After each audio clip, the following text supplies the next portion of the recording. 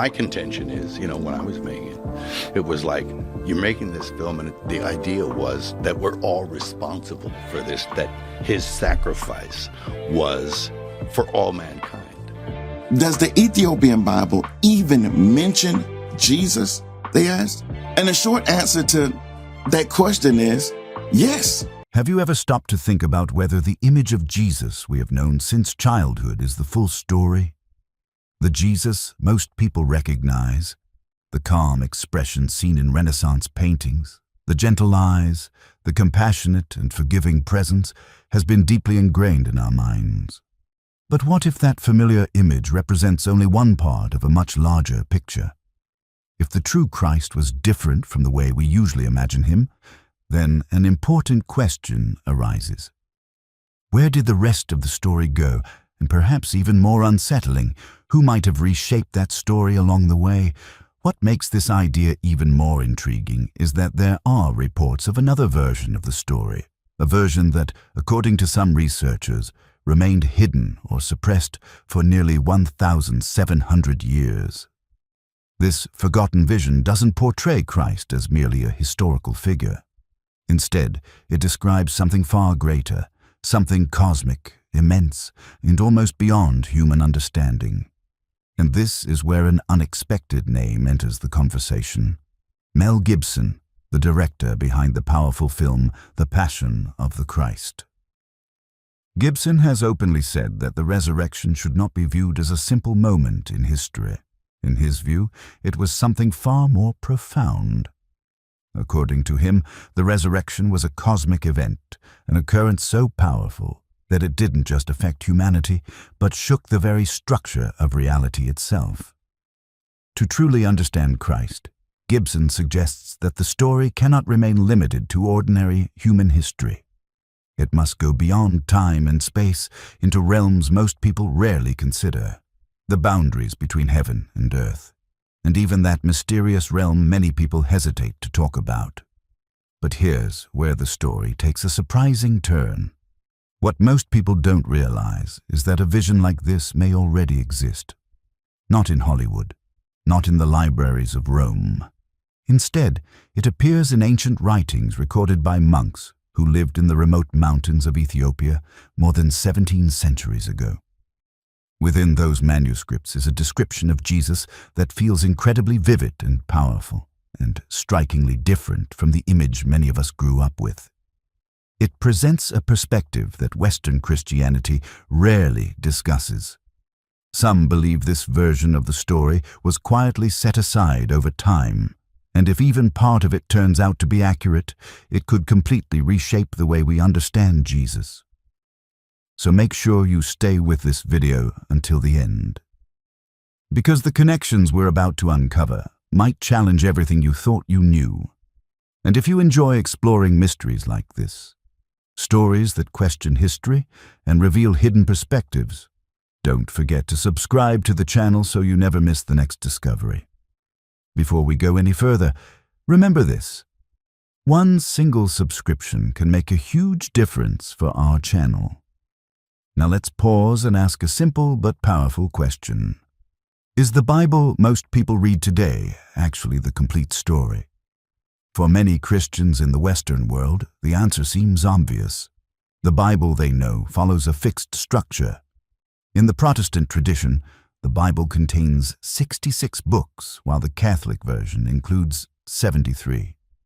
From a young age, believers are taught that this collection represents the full and final scripture. Nothing added and nothing missing. But when you shift your attention to another part of the world, the story suddenly looks very different. In Ethiopia, the Bible contains far more books. The Ethiopian canon includes 81 books, and some ancient traditions even suggest the number may have once reached 88. Think about that for a moment. This isn't just a minor variation. It means there are entire texts included in the Ethiopian Bible that simply don't appear in the Western versions. For centuries, these writings were preserved in an ancient language known as Ge'ez. But Ge'ez was more than just a language.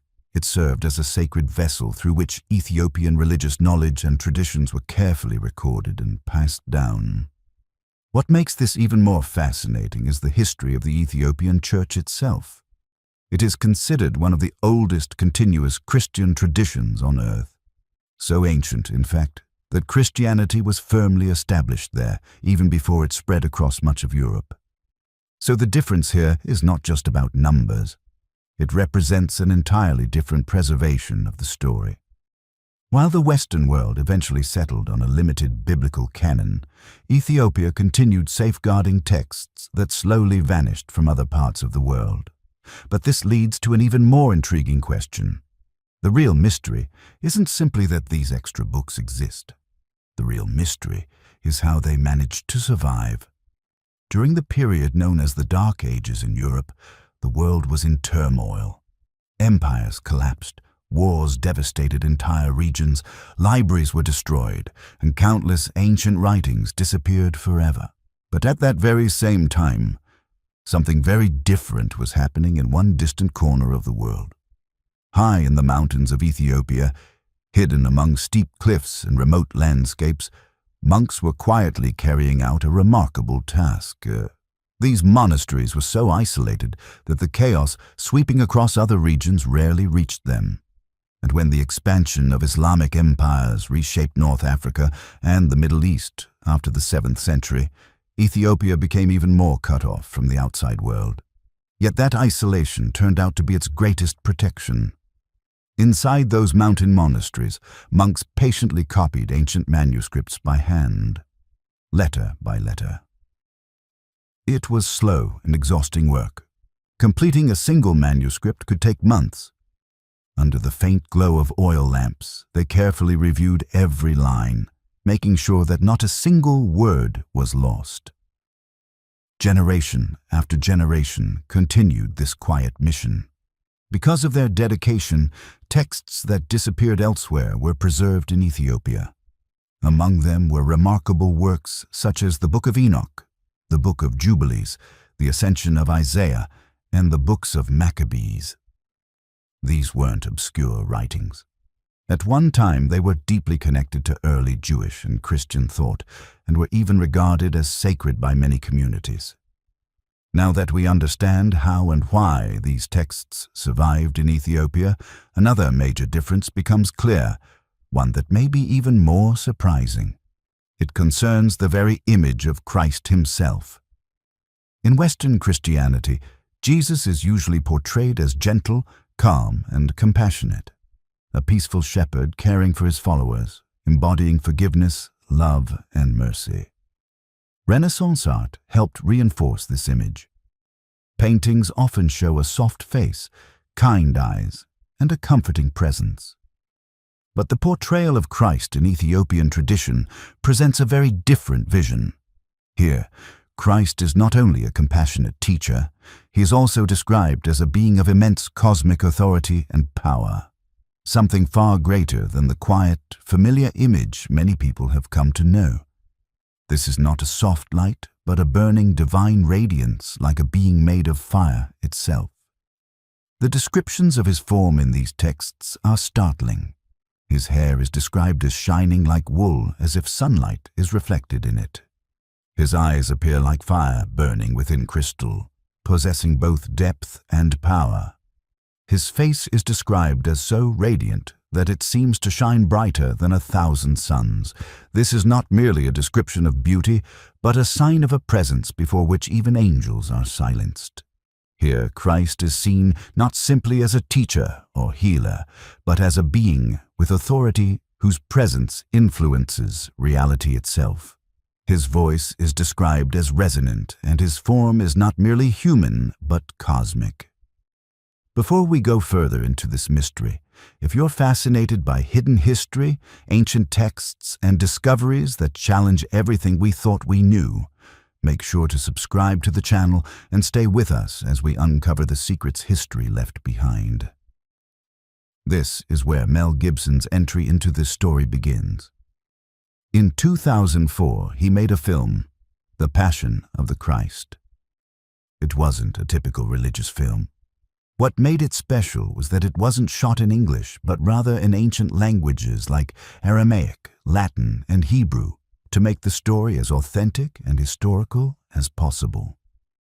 The film depicted the last 12 hours of Jesus Christ's life in a highly intense and emotional way, from his arrest to his crucifixion.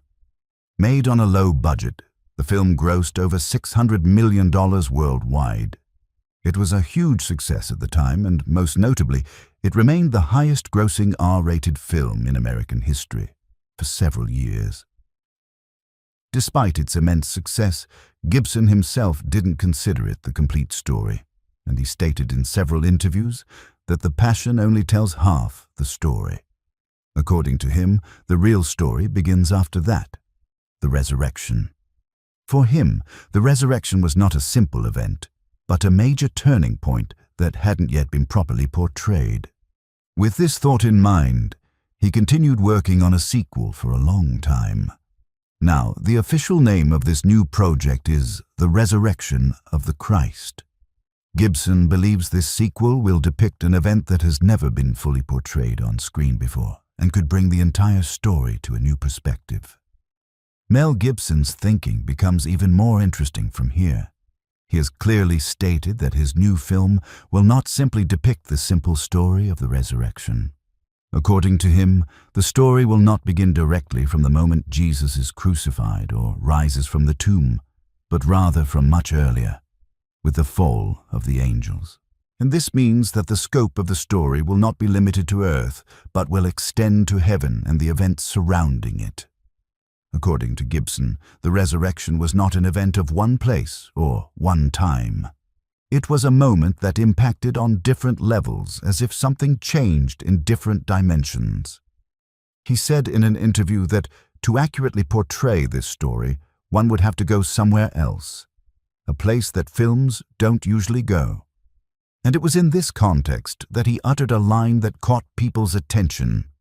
"You must go to hell." He meant that to explain this story, one would have to show a journey between heaven, earth, and hell.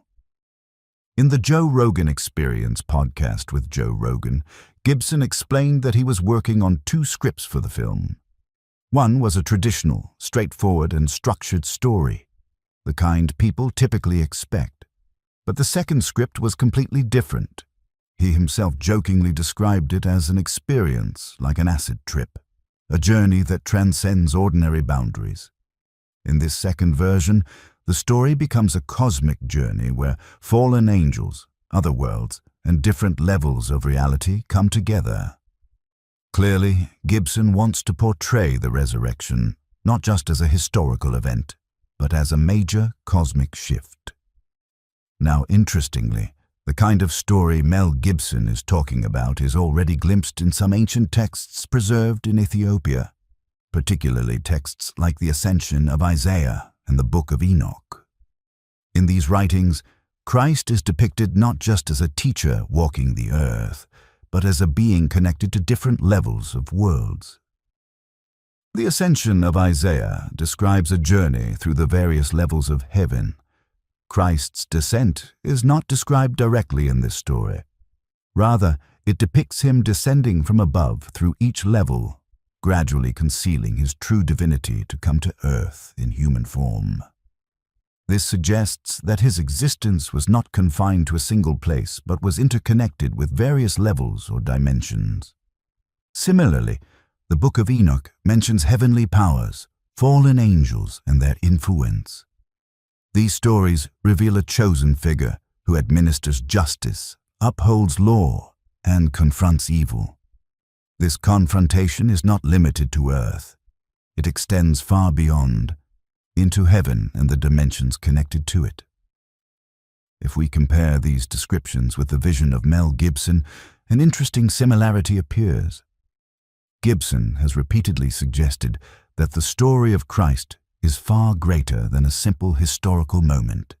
He imagines Christ as a figure moving through different levels of reality, encountering fallen angels and crossing the boundaries between heaven and earth. From this perspective, the resurrection becomes more than the revival of a body. It becomes an event that breaks the distance between worlds. This is why Gibson's thinking and the ancient Ethiopian texts seem strangely aligned.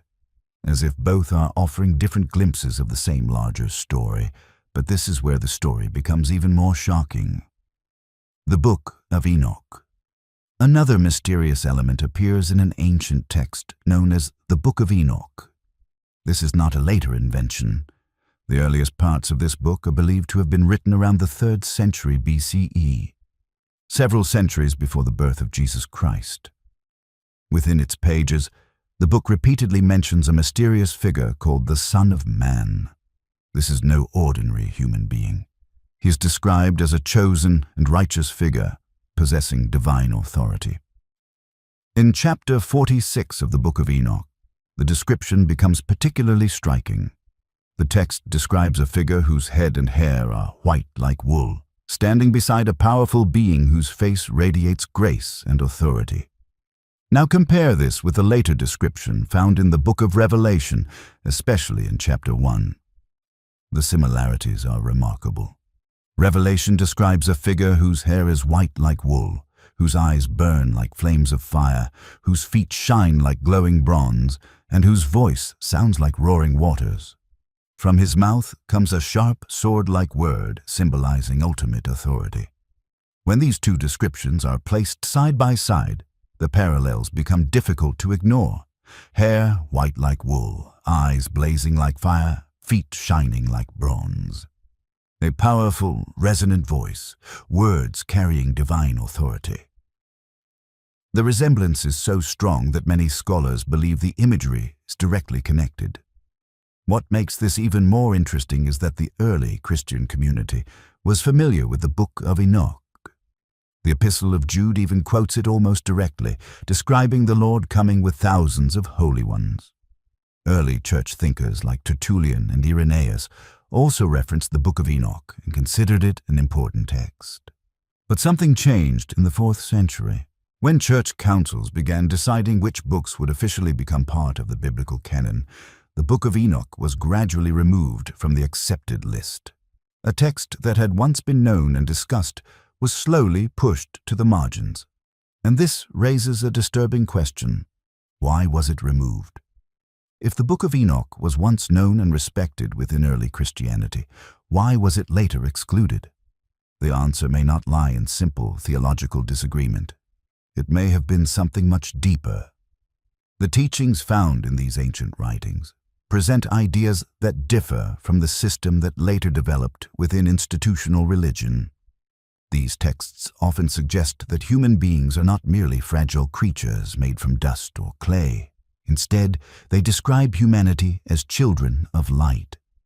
This means that a divine spark exists within every human being. Alongside this idea appears another powerful concept. The kingdom of God is not somewhere far away. It exists within the human being.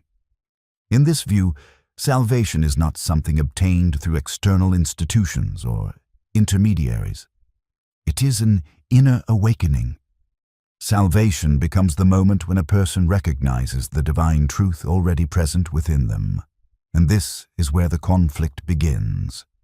If divinity already exists within every person, then why would anyone need a mediator to reach God?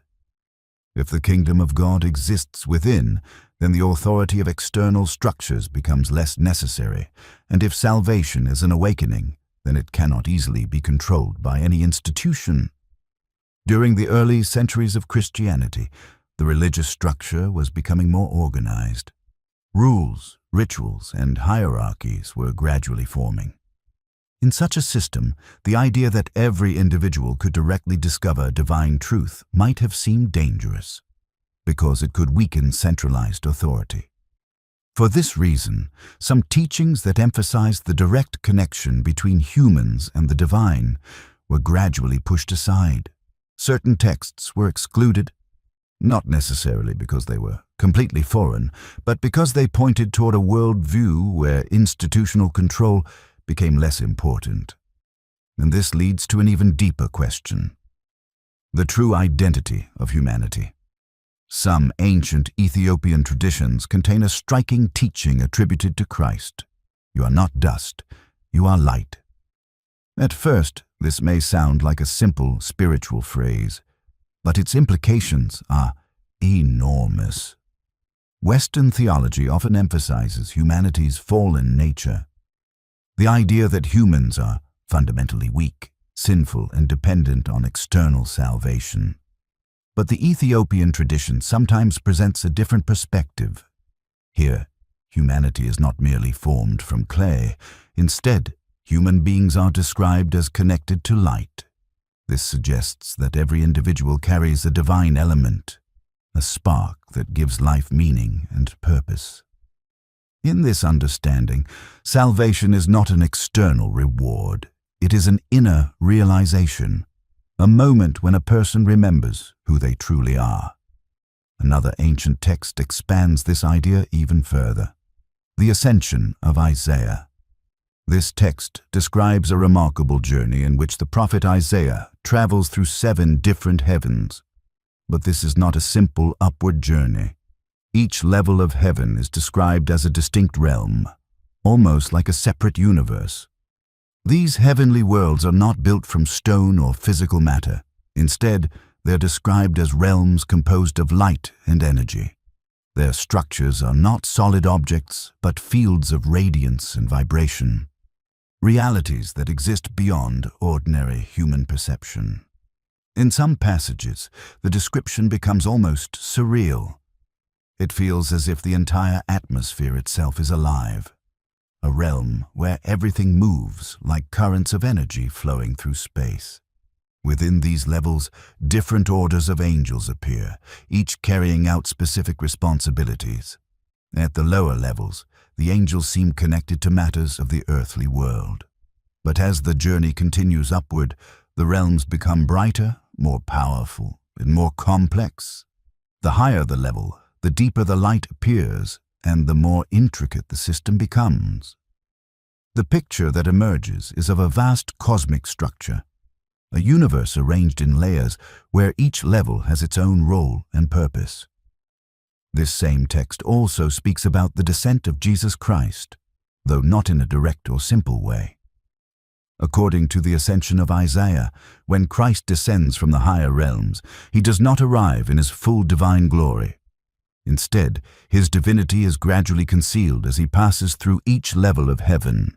His radiance is overwhelming in the highest realms, but as he moves downward, that brilliance is deliberately reduced. At every level, he takes on a form similar to the beings who live there so that he can move through those realms without being recognized. This is not a loss of power. It is a deliberate restraint. By the time he finally appears on earth as a child in Bethlehem, his true cosmic nature is completely hidden. Outwardly, he appears fully human, while his deeper identity remains concealed. Interestingly, this idea closely resembles the kind of story hinted at by Mel Gibson. Gibson has suggested that the story of Christ involves movement between different levels of reality, crossing the boundaries between heaven and earth. In this view, the story is not limited to events on our planet, but is connected to a much larger cosmic framework. But the story takes a dramatic turn in the 4th century. Before that time, Christianity existed as a scattered and diverse faith. Small communities practiced their beliefs in different ways, each group interpreting teachings according to its own understanding. Everything began to change when the religion gained official support from the Roman Emperor, Constantine the Great. Christianity was no longer simply a spiritual movement. It became closely connected to the structure of the Roman Empire itself. And when a religion becomes tied to an empire, efforts to unify it usually follow. During this period, several church councils were held with a major goal: deciding which writings would be recognized as official scripture and which would not. Gradually, a standardized list of sacred books began to form, what we now call the biblical canon. In this process, some older and influential writings were set aside. For example, during the Council of Laodicea in 363 AD, texts such as the Book of Enoch were excluded from the official list. Other writings that spoke about divine light within human beings or emphasized direct spiritual experience were also gradually pushed aside. This shift was not simply about theology, it was also about structure. As Christianity became an organized institution, the concept of salvation began to fit into that framework. If individuals could directly discover the divine within themselves, the need for institutional authority might weaken. Because of this, teachings that emphasized structured paths to salvation were prioritized, while ideas centered on inner awakening slowly faded from the mainstream tradition. And yet, despite these changes, something remarkable happened. Some texts never disappeared completely. While many ancient manuscripts were destroyed or lost over time, a small number survived in remote regions of Ethiopia. Monks living in isolated monasteries carefully preserved them for centuries. Among the most remarkable of these are the Gama Gospels. These manuscripts were preserved in an ancient monastery located in the Tigray region. Scholars believe they were created sometime between the 4th and 7th centuries, roughly between 330 and 660 AD. This makes them some of the oldest surviving illustrated Christian manuscripts in existence. Their uniqueness lies not only in their age, but in how they were preserved. For centuries, these manuscripts were kept inside the monastery and were rarely allowed to leave its walls. The goal was to protect them and keep them exactly as they had been from the beginning. Generation after generation, monks guarded these texts the way a family might protect its most precious heirloom. It was not an easy responsibility, but for them, preserving these writings was not just a duty, it was an act of faith. Today, modern scholars and conservation experts are studying these manuscripts carefully. Efforts are underway to digitally preserve them so future generations can see and understand them. Through this work, researchers have also discovered that Ethiopia had a rich tradition of art and manuscript production during this period. At a time when artistic and literary activity was declining in many parts of Europe, these traditions were still thriving in Ethiopian monasteries, and within these manuscripts, the image of Christ appears in a slightly different way. Here, Jesus Christ is not portrayed only as a historical figure walking through time. Instead, he is described as the divine Word through whom the entire order of creation is sustained. In other words, his role is not limited to specific events in history. His presence is connected to the very structure that holds the universe together. And so, texts that were quietly preserved for centuries in remote mountain monasteries are once again becoming the subject of modern research, slowly revealing a perspective that the world had almost forgotten. All of this reminds us of something important. Even though history changes and evolves over time, certain traditions with deep roots never truly disappear. And that brings us to the next question: what happens next? Because this story is not only about the past, it may also be pointing toward the future. The film currently being developed by Mel Gibson, titled The Resurrection of the Christ, is expected to arrive in 2027. Rather than a single movie, the project is planned as a two-part epic designed to explore the subject on a much larger scale. Reports suggest the production budget is close to $100 million, making it one of the most ambitious religious films ever attempted. Filming is taking place at Cinecittà Studios in Rome, a legendary studio where many famous historical and epic films have been produced in the past. But what truly makes this project stand out is its creative direction. Gibson has hinted that the story will not follow a traditional storytelling style. Instead of focusing only on events that happen on Earth, the narrative may expand into broader and more mysterious realms. Because of this, some observers believe the film might present a version of Jesus Christ that differs from the familiar image often seen in Western paintings and church art. There is speculation that audiences could encounter a portrayal closer to the traditions preserved in Ethiopia. A vision of Christ not merely as a quiet teacher, but as a vast and powerful presence connected to the structure of the universe itself. If that happens, it would not only mark a new direction in filmmaking, but it might also reshape how many people think about Christ. That possibility is exactly why the film has sparked both excitement and intense discussion. And this leads to an even deeper question.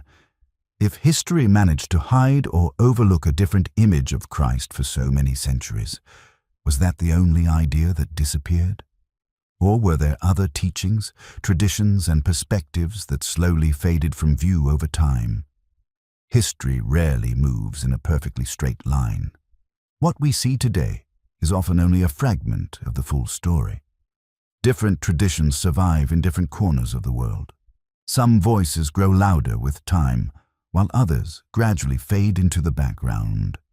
So if the understanding of Jesus Christ has existed in multiple forms across history, it's possible that other perspectives once existed as well. Ideas that never fully became part of the common narrative. Perhaps some of those ideas were simply ahead of their time, or perhaps the world back then wasn't ready to understand them. Today, however, something is changing. Ancient manuscripts are being studied again, and modern technology is helping preserve and analyze texts that were once hidden or forgotten. As this process continues, the question becomes more intriguing than ever. Are we slowly uncovering the fuller story? Maybe some ideas vanished not because they were wrong, but simply because they were different, and perhaps the modern world is finally ready to examine them with fresh eyes. It could be that the time has come to revisit the overlooked corners of history and explore perspectives that were once pushed aside. And who knows? Maybe we are standing at the beginning of a moment when the larger picture finally starts to come into view. If you enjoy exploring mysterious, thought-provoking stories like this, make sure to subscribe to the channel and join us on this journey, because every new discovery could reveal another piece of the puzzle, and you won't want to miss what comes next.